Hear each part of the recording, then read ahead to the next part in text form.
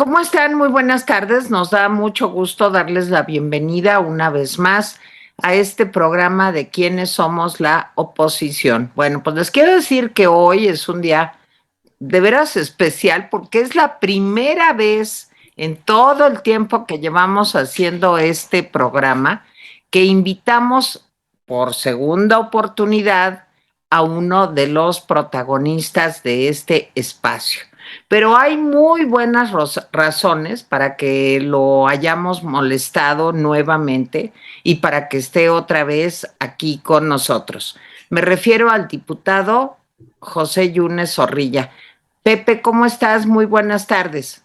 Muy bien, Tere, muchas gracias por la invitación. Saludos a Jaime, a quienes nos escuchan. No es ninguna molestia, es un honor poder estar de nueva cuenta platicando con ustedes. Al contrario, a ver, Jaime Pues Guerrero, pues explícanos por no, qué pues la verdad lo está... invitamos para hablar de Perote, porque antes del programa, pues estuvimos hablando de los recuerdos de Perote. La verdad es que es muy grato poder, porque es raro encontrarse con gente de Perote, fuera de Perote, pero bueno, no, a ver, pues nos interesa mucho conocer la opinión del diputado Yunes. Lo estábamos platicando antes de entrar al programa, porque dice él pues yo no estoy, digamos, con la corriente principal, o sea, yo tengo mis propias opiniones y nos da mucho gusto que tenga sus propias opiniones. Y bueno, pues la idea es de tomar el pulso de cómo andan las cosas con relación a los temas, cómo está el PRI, cómo va a enfrentar el PRI la reforma electoral, que es el tema pues que se nos viene encima. Y mi primera pregunta sería precisamente eso, ¿cómo estás tú, Pepe, con relación a la reforma electoral? Pues ya hemos oído, no sé si oíste seguramente a Porfirio Muñoz Ledo decir que era una mamarrachada lo de López Obrador, pero adelante, Pepe. Sí, en contra de lo que ya envió el presidente de la República. Por ejemplo, Tere, Jaime, a diferencia de la reforma eléctrica, en donde la disyuntiva era entre un sí y un no y nada en medio, me parece que en temas electorales hay muchos aspectos que van evolucionando, que deben evaluarse y que deben ajustarse a los nuevos tiempos, pero creemos que constitucionalmente no es este el momento para, o por lo menos creo yo que no es el momento para generar las modificaciones y que el tiempo propicio para replantear las reglas del juego electoral pues son precisamente después de la elección presidencial en los primeros años. Entonces, lo que envía el presidente es una reforma constitucional, varios artículos que cambian la composición de la representación, que tiene como hilo discursivo el tratar de ahorrar recursos, que eso es muy bienvenido en la opinión pública, pero que puede tener grandes repercusiones en los principios de equidad y de imparcialidad en el proceso electoral. Entonces es totalmente inoportuno por el tiempo y es totalmente sesgado desde la visión del gobierno. Solo para cerrar el comentario, si me lo permiten, pues las reformas electorales casi siempre las piden los partidos de oposición en función de lo que se les atajó en el proceso previo. Difícilmente desde el gobierno se presentan cambiar las nuevas reglas electorales, y este es el mismo caso como el de la revocación. Entonces, pues prácticamente se vive en un mundo al revés en función de las iniciativas. Oye, Pepe, pero mira, yo decía al principio que hay una excelente razón por la que estés aquí, no solamente por tu inteligencia, tu capacidad, porque eres diputado, en fin, pero es que además no te dio miedo nadar contra la corriente, porque déjenme decirles que José Yunes pues votó en contra de esta extensión, bueno, dos veces votó en contra, para decirlo correctamente, en contra de pues la militarización del país en uno o en otro camino. Cuando el PRI, pues lo vimos, sobre todo en la Cámara de Diputados, pues casi fue un voto de toda la bancada del PRI a favor. Entonces, Pepe, pues a mí sí me parece que fue muy valiente de tu parte hacer esto y que ahora con lo que dices de la reforma electoral, pues nos estás dando la razón. Sí tienes un modo muy independiente de ver las cosas y me imagino que no es fácil en este momento dentro de la bancada del PRI. Cuéntanos un poquito de esto. Lo adelantado, el voto fue consecuente. Yo soy un diputado que ganó el distrito, soy militante del Partido Revolucionario Institucional desde hace 30 años, pero no obstante las veces que fui diputado en ese mismo distrito y lo que logramos gestionar en ese distrito para que yo pudiese ocupar la curul que ocupo, se requirió de los votos también de los partidos en alianza, tanto de Acción Nacional y del PRD. Entonces, sí soy militante del PRI, pero soy en este momento diputado aliancista con la claridad de recoger buena parte de las visiones que se dan en los distritos o en los territorios. Y en ese sentido, la dirección del voto tenía que ser firme con esa convicción, por lo que significaba el tema de que las Fuerzas Armadas siguieran en las calles haciendo labores de seguridad pública y sobre todo, pues porque al final del día se generaba el pretexto para que el gobierno federal, que ya no formó los policías federales en esta administración, se fuera en la cómoda, se le estaba haciendo se le estaba generando esa condición, y lo mismo para los gobiernos estatales y para los gobiernos municipales. Pero le adelantaba a Jaime que no fue tan difícil, porque dentro del grupo parlamentario con mis compañeros, yo tuve la oportunidad de explicarles cómo sería el sentido del voto, hubo total respeto. El coordinador Moreira es un hombre con una clara estatura política, entendió cuál era mi circunstancia y fue muy respetuoso de la decisión, lo hizo particularmente fácil y fue el mismo caso del presidente del Comité Ejecutivo Nacional. Entonces, en el caso de mi voto, de mi participación, por las razones que expliqué, hubo de parte del presidente del Comité Ejecutivo Nacional y de la coordinación un profundo respeto, y yo tengo públicamente que reconocérselos. Muy bien, Pepe, pero de todas maneras, pues es un mérito importante, porque aun cuando los márgenes sean cordiales, digamos, los ámbitos sean cordiales, siempre es votar en contra. Yo, de la mayor parte de tu organización. En ese sentido, ¿cuál crees que debería ser para la siguiente, pues para la siguiente administración la tarea de seguridad? Porque además hay que reconocer que el ejército no ha podido con la seguridad. Es irrelevante que esté hasta el 2028, no ha podido con la seguridad. ¿Cuál es No, la solución a eso? y paradójicamente, Jaime, prácticamente siguiendo las mismas pautas que se criticaron desde esta administración. Entonces ahí hay una enorme contradicción. Hay una falla en la estrategia, si es que hay la estrategia, y hay una posición sumamente cómoda de prácticamente acercarle toda la responsabilidad en seguridad pública a las Fuerzas Armadas, que hay que reconocer hacen un trabajo impecable de cara a la sociedad en funciones que constitucionalmente no le corresponden. Y en este sentido, lo que hay que replantear con muchos paradigmas, pues es esa estrategia de seguridad. Y debe tener como hilo conductor que los trabajos de prevención del delito, de persecución del delito, tienen que encararlo corporaciones civiles formadas en las doctrinas policíacas de avanzada, con trabajos de inteligencia, y dejar a las Fuerzas Armadas para lo que en origen la Constitución les da funciones específicas para salvaguardar la integridad territorial, los bienes nacionales y la seguridad nacional. Oye, Pepe, Jaime te preguntaba del tema, ahorita también muy importante, de la reforma electoral. Eh, ¿Realmente ves en riesgo la democracia en nuestro país si se aprueba esto? ¿Qué va a pasar con los partidos políticos? ¿Cuáles son, digamos, los cambios más importantes que a tu juicio estarían afectando la democracia en México? Tere, yo soy un convencido de que este es un eslabón más en la cadena de excesos antidemocráticos que ponen en riesgo nuestra normalidad electoral, sin ninguna duda.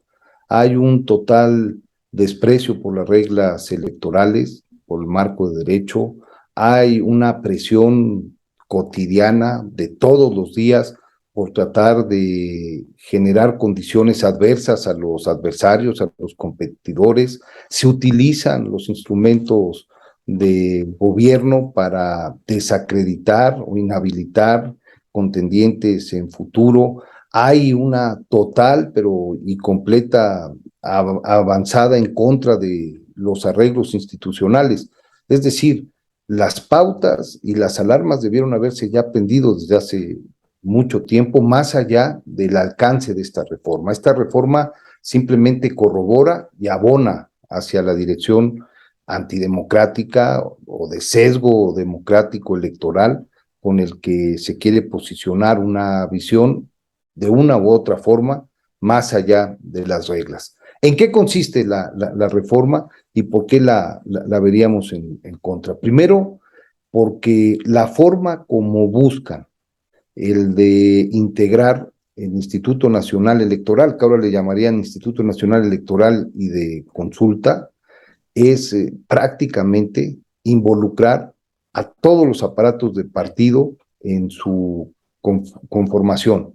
Es decir, hoy se integran los consejeros a través de un proceso de representación que lleva mayoría calificada en la Cámara de Diputados a propuesta de un comité de evaluación técnico en función de la idoneidad de los perfiles que pueden ocupar esa tarea y de sus antecedentes.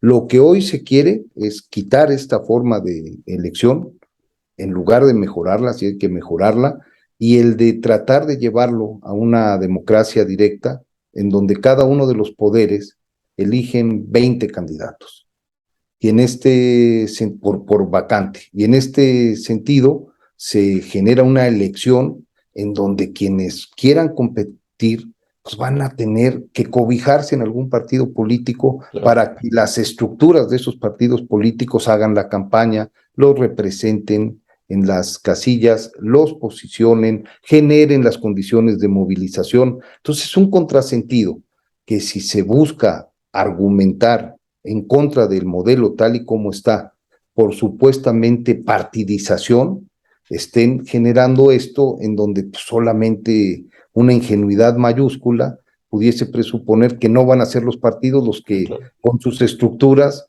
tomen el abordaje en los procesos de selección, tanto de consejeros como de magistrados al tribunal. Entonces, a mí me parece que esa es una desproporción, es un despropósito totalmente en este sentido. Busca, además, cambiar el criterio de elección. Nosotros tenemos un sistema mixto en donde el 60% de los diputados al Congreso, estamos hablando solo de los diputados federales, no de los senadores, se integran por una mayoría relativa en donde el elector de manera directa elige a su candidato en 300 distritos y 200, que es el 40% de cómo se integra, la Cámara se integra por 500 diputados, es a través de un sistema de 5 listas plurinominales.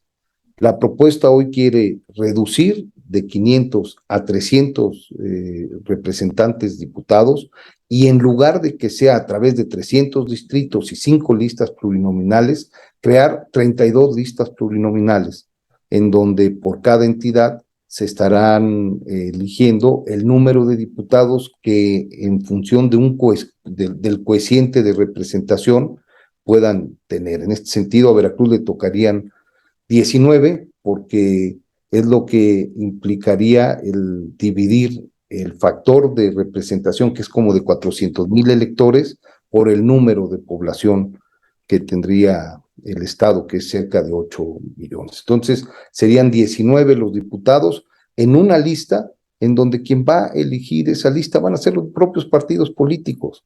Ni siquiera hoy se van a detener en el perfil, la cercanía, la idoneidad del candidato en función de su presencia en un distrito, van a ser en el orden que quieran los partidos políticos. Entonces, eso también nos parece que es improcedente.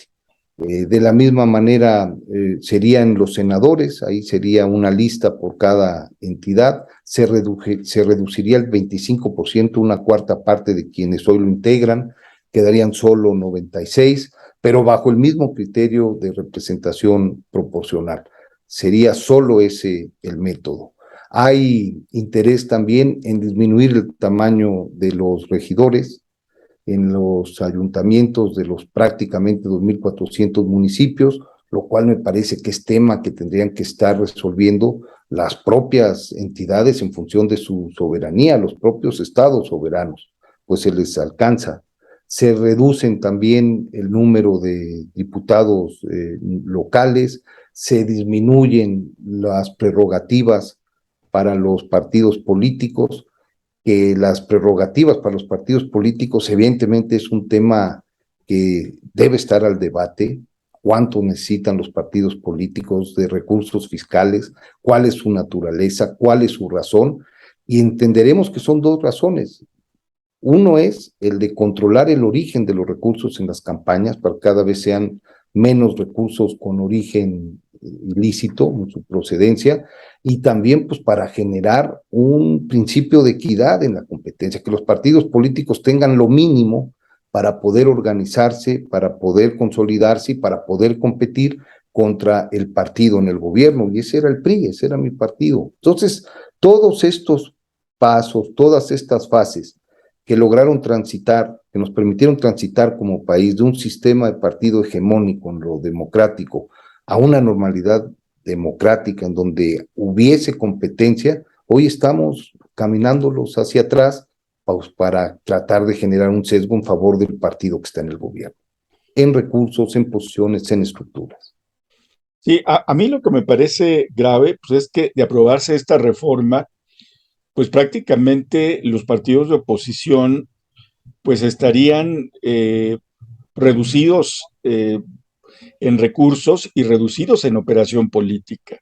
En cambio, por ejemplo, el partido mayoritario pues tendría los recursos del Estado, porque lo estamos viendo ahora, cómo hacen propaganda, por ejemplo, tú sabes que la jefa de gobierno está haciendo propaganda en Veracruz, precisamente, en Yucatán, en Quintana Roo. En Veracruz, pegando medallones en los coches, que es una de las actividades, digamos, emblemáticas en el proceso de campaña. Hoy lo están haciendo 2 años antes, ni siquiera en época de precampaña. Así es, y bueno, pues reducirían con esta propuesta del presidente a los partidos a no tener recursos para poder actuar. A mí, como tú dices, me parece muy peligroso porque, pues si estamos viendo la penetración del crimen organizado en varias estructuras, pues imagínate la cantidad de dinero ilícito que esto podría significar, Pepe. Sin lugar a dudas, es uno de los argumentos por los cuales se prevé en la Constitución el uso de recursos fiscales como prerrogativas de partidos y en las elecciones. Tratar de evitar que, primero, los recursos no sean, el dinero no sea, aunque eso pues, es una noble idea que en la práctica poco sucede, pero que no sea el dinero el que te gane una elección. Y en segundo lugar, que el origen de esos recursos pues tenga un origen muy claro para evitar que el crimen organizado pueda estar financiando, para evitar que recursos públicos puedan estar financiando, para evitar que haya intereses de empresas, de consorcios, patrocinando candidaturas que luego posteriormente se conviertan en beneficios al momento de procesar leyes o decisiones públicas. O sea, tiene su sentido y tiene su razón el que exista recursos públicos. A ver, Pepe, fíjate, tú dices que cada poder propondría 20 consejeros, digamos, ¿no? 20 candidatos, sí. 20 candidatos, sí. Entonces, pues digamos que 60 prácticamente serían de Morena, ¿no? O sea, el poder ejecutivo, pues en manos de quién está. El poder legislativo, digo, el control de los dineros, de los recursos, pues aunque no tengan mayoría cualificada, su mayoría simple les da para actuar, y bueno, hemos visto lo que ha pasado con iniciativas que ha presentado el presidente, en donde la mayoría ha pasado sin que se le modifique ni una coma, o sea, ha salido como él quiere. Y si vemos al Poder Judicial, pues estamos viendo también que muy a menudo el presidente con sus 4 ministros se sale con la suya. Entonces yo diría, pues que eso es prácticamente minimizar a la oposición. Dos, me gustaría ahí conocer tu opinión. Dos, eh, ¿cómo es posible que la población elija a los consejeros presidentes? Ahí te va. Es como si yo en un hospital digo que voten sin que tengan ninguna acreditación que certifique que un médico es médico, pues que voten a ver quién les gusta para que sea cirujano de tal hospital. O sea, y votan pues porque es simpático, porque les cayó bien, porque habla bonito, pero no efectivamente porque tenga las capacidades, el conocimiento para poder ejercer la medicina. Eso que lo vemos tan fácil en los médicos, desgraciadamente yo creo que buena parte de la ciudadanía no lo ve y entonces lo que dicen es, qué bueno, les van a quitar que ellos pongan a los consejeros. Ahora nosotros, el pueblo bueno y sabio, los va a poner. Y qué bueno que les corten el dinero, porque gastan muchísimo y de veras se despachan con la cuchara grande. Qué bueno. Y no se dan cuenta que el único beneficiado con eso es el partido en el gobierno. A ver, cuéntanos de esto y perdón que lo ponga yo en términos tan sencillos. No, sin duda, yo hay total coincidencia, lo apuntaba hace un momento. El, la reforma, a mí me parece que señera, más allá de la del 63 con los diputados de partido y la de 1977, generando las famosas plurinominales, los partidos por representación proporcional. La reforma del 96 fue una reforma determinante para que se diera a partir de entonces la alternancia que vimos en el país. Y fue una reforma que tuvo como eje darle ya en su ciudadanización toda la decisión para organizar y vigilar las elecciones a un instituto federal electoral en el cual el gobierno ya no formaba parte, como sucedía antes. Se desaparece el colegio electoral y en su lugar crea un tribunal federal electoral con magistrados en todo el orden y con toda la independencia posible. Se generan los equilibrios tanto en los recursos públicos como en los espacios, en los medios de comunicación. Y en este sentido, se permitió justo a la elección siguiente, en el 97 federal, que el partido hasta entonces imbatible, casualmente porque había este tipo de sesgos, perdiera la mayoría en la Cámara de Diputados, que le permitió perder el control en nombramientos y en el destino del presupuesto. Y a los 3 años perdió la presidencia de la República.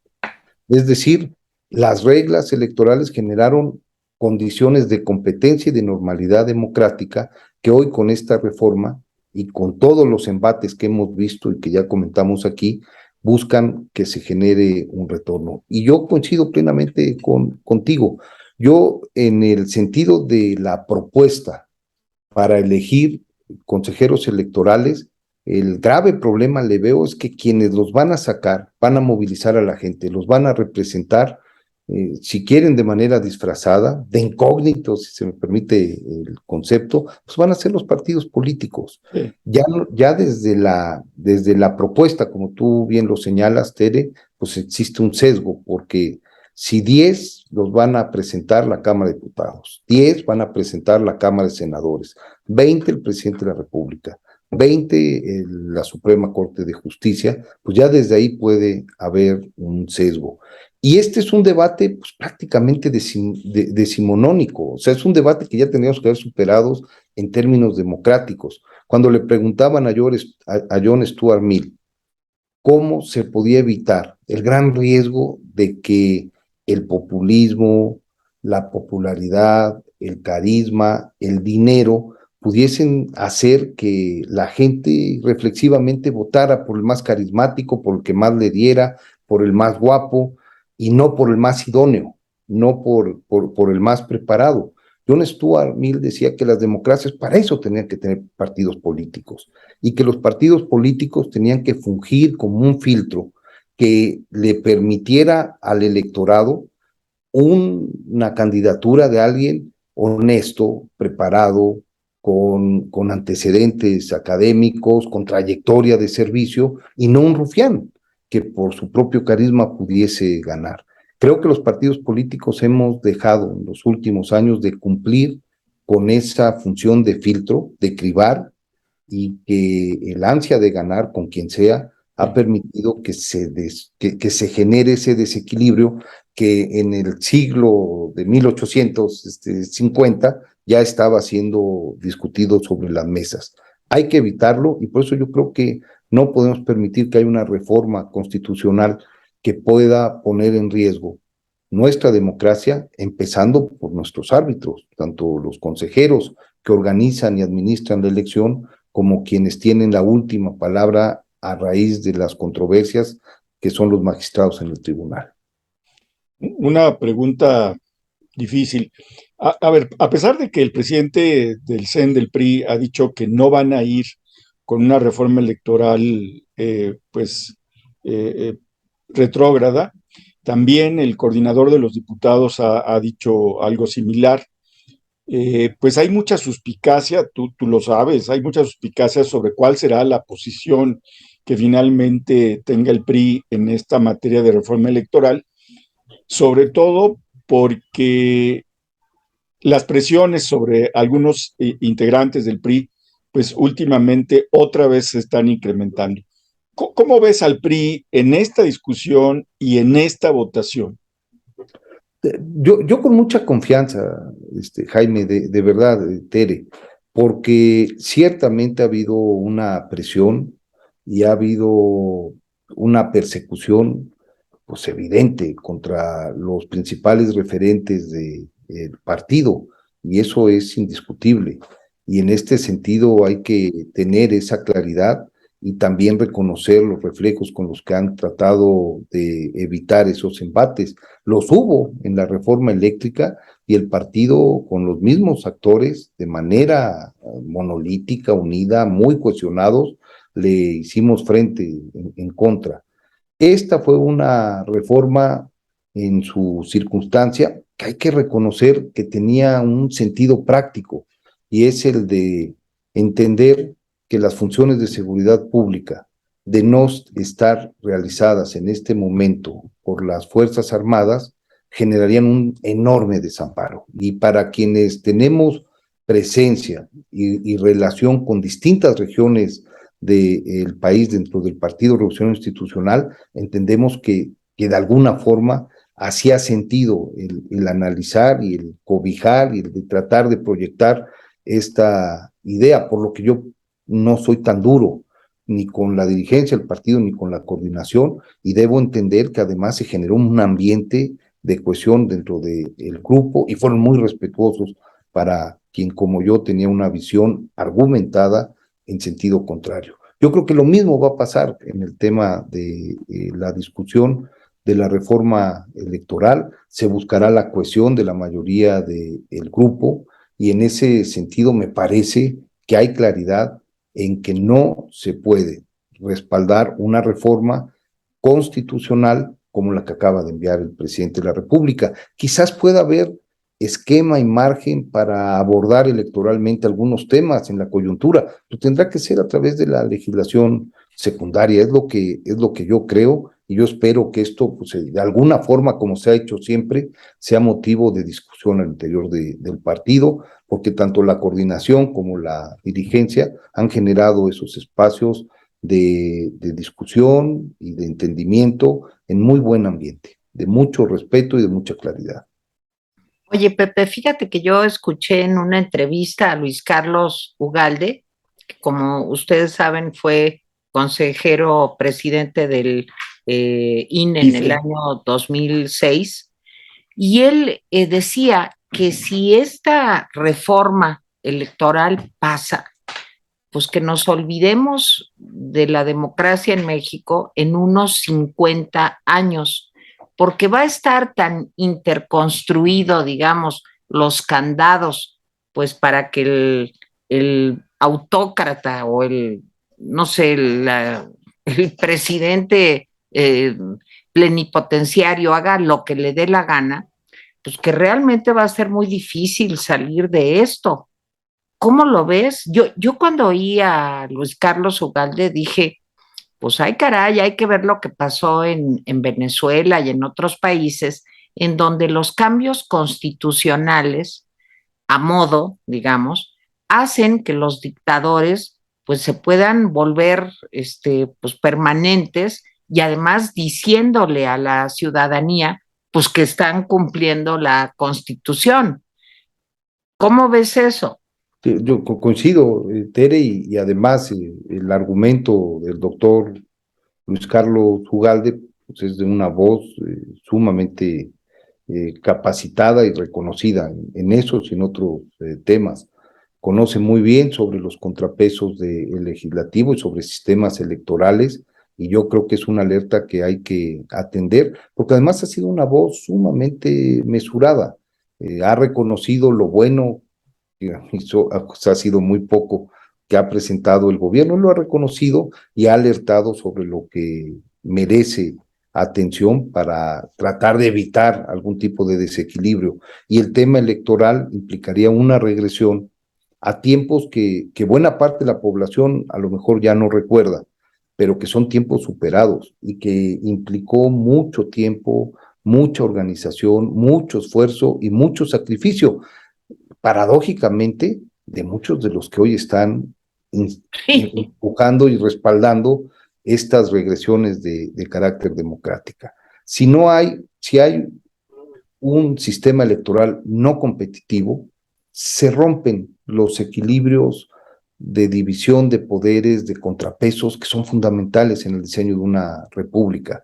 Y pues si eso se da, la tentación para generar posiciones de poder y de autoritarismo, como los hubo en este país a través de un sistema electoral de partido hegemónico, en donde el jugador era juez y parte, en donde todas las reglas, todos los espacios permitían que se tuviese el control principalmente del poder legislativo, en donde se generaban las leyes a modo, los nombramientos a modo, los presupuestos a modo, iban ganando hacia quien estaba en la presidencia de la República un poder omnímodo.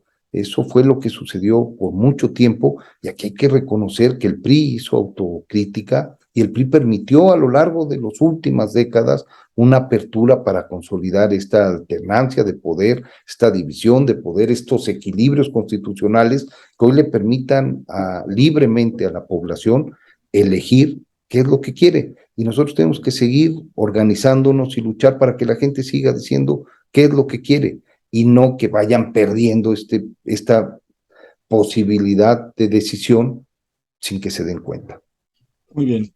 Bueno, yo te haré una última pregunta. Fíjate que el asunto este de la reforma electoral del presidente López está llamando la atención internacional ya. Ya, como tú sabes, ya hay varios organismos, incluso lo que señala el embajador Ken Salazar, en el sentido de que no van a dejar de darle recursos a las ONGs que se dedican a fortalecer la democracia, pues es toda una declaración de que no van a, de que están viendo ahí. Y bueno, hoy en la tarde sale la noticia de lo que se llama la Comisión de Venecia, que son 61 organismos independientes de países, de 61 países, también dicen, esta reforma es retrógrada. Entonces, quien vote por esa reforma, pues no solamente estará mal acompañando, sino que además, pues se va a granjear una opinión negativa. ¿Cómo ves la presión internacional a esto? ¿Le importará al presidente como para sentarse a negociar? Yo creo que sí responde a ciertas voces internacionales, pero no a todas. ¿Sabes dónde yo creo que está el truco, si me permite la expresión, Rico? Es que tal y como está hoy la Constitución, sin modificar nada, por la forma como tienen copado ciertos institutos, es muy factible que los consejeros ya sean muy afines a él. No necesita cambiarla. Es decir, ¿qué dice hoy el artículo 41 constitucional? Hoy dice que por cada vacante se va a abrir una convocatoria, la va a hacer el Congreso y va a decidir el propio Congreso un comité de evaluación técnica, me parece que así lo determina a la letra de la Constitución, que va a estar integrado por 7 perfiles idóneos. 3 de esos 7 los va a proponer la Junta de Coordinación Política, en donde por voto ponderado, con la participación de Morena, el Verde y el PT, seguramente van a ser 3 perfiles afines a esta visión de país que encabeza el presidente a través de su partido. Entonces ahí son 3 de 7. 2 van a ser propuestos por la Comisión Nacional de Derechos Humanos, en donde en abierto la independencia, la autonomía de esta organización pues, queda entredicha porque comparten una misma visión de gobierno. Entonces ya van 5. Y 2 los propone el Instituto Nacional de Información, el INAI, de Acceso a la Información. En este sentido, pues yo no sé cómo vayan ellos. Lo importante es que de 7 van a ser 5 perfiles electos por ellos los que van a elegir la idoneidad de quienes se inscriban para que ellos vayan generando el filtro y queden 5 propuestas por cada vacante. Pues estas 5 propuestas, dadas de origen desde el comité, pues llevan ya ese sesgo. Esperemos que de verdad podamos dar la batalla, porque lo van a poner esa quinteta por cada espacio a consideración del Congreso, de la Cámara de Diputados más que el Congreso, y la Cámara de Diputados la aprobará o no por 2/3 partes. Al no tener las 2/3 partes, después de cierto tiempo, lo insaculará la Cámara. Si no puede la Cámara insacularlo de esos 5 nombres, tendrá que ser la Suprema Corte de Justicia. Entonces, no hay forma ya, si es que la suspicacia se concreta, de que las quintetas vayan en un gran porcentaje de los 5 que se tengan que elegir, gente que le pudiese, no, yo no los estaría descalificando a priori, pero que simple y llanamente coincidan con su visión de país, que no es el que respaldamos la otra mitad de la población en México. Y a lo mejor ahí sí se tendría que generar las condiciones de modificación constitucional para tratar de que pudiese haber un equilibrio y pudiese haber un contrapeso. Pero ya no va a ser posible para estos. A ver, Pepe, yo 2 comentarios finales y para escuchar tu lectura. Por un lado, se rumora que incluso el Partido del Trabajo ha comentado por ahí que sería como darse un balazo en el pie si ellos apoyan a Morena en esta iniciativa de reforma electoral, porque pues prácticamente pues los partidos políticos, como decía Jaime, quedarían reducidos pues, a una capacidad de maniobra muy limitada por los recursos, etcétera. Pero yo no sé si está vendiendo caro su amor el PT o si de veras podría darse esta posibilidad. Esa es la pregunta 1. Y segundo, aparece la nota hoy de que la fiscalía pues ya absolvió a Pío López Obrador porque dice que pues que son delitos electorales, pero digamos que son chiquitos, en fin, es algo incomprensible para mí. ¿Cómo ves esto? La verdad es que no podría hablar por cuál sería la posición del Partido del Trabajo. Hay con claridad perfiles dentro de la bancada en el Partido del Trabajo brillantes y con una trayectoria de lucha social legítima. Eso obliga a que los respetemos. En lo que ha sucedido este año de legislatura, no muy ocasionalmente hay una discrepancia en las votaciones relevantes con respecto a las posiciones del presidente de la República.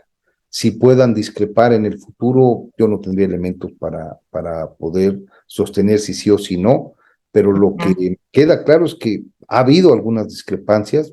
Hay gente con trayectoria y con definición ideológica que a veces contrasta con la del gobierno de la República, pero a la hora de la votación son muy pocos los que no van en ese sentido. Entonces, no podría abundar más, Tere. Sí, lo de Pío, pues que es, como es falso el video, pues que entonces no se puede derivar de eso ninguna investigación seria, digamos, porque el video fue obtenido ilegalmente.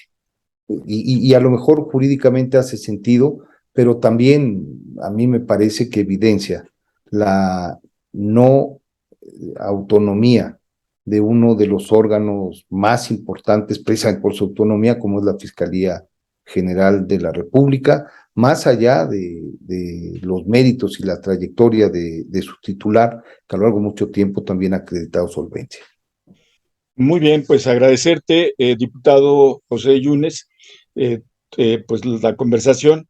Bueno, no sé si agradecerte, porque la verdad es que nos echaste un balde de agua fría y nos pintaste un panorama sombrío. De todos modos, de veras te agradecemos tu tiempo, tus comentarios, y esperamos que, pues que podamos dar la batalla, ustedes ahí en el Congreso, por supuesto, y nosotros desde aquí de los medios. Gracias, diputado. No, muchas gracias por la oportunidad de platicar, estoy a sus órdenes siempre, con mucho reconocimiento. Al contrario, Pepe, pues qué bueno que nos pintas ese panorama sombrío, como dice Jaime, pues para que vayamos abriendo los ojos y viendo claro, a qué nos enfrentamos, ¿no? Sí, pues sí. Los pies en la tierra. Diputado José Yunes, muchísimas gracias. Que no sea la última vez, de verdad, muchas gracias. Muchas gracias a ustedes. Un honor platicar con ustedes. Al contrario. Y a ustedes muchas gracias por acompañarnos en una emisión más de Quiénes somos la oposición. Buenas tardes.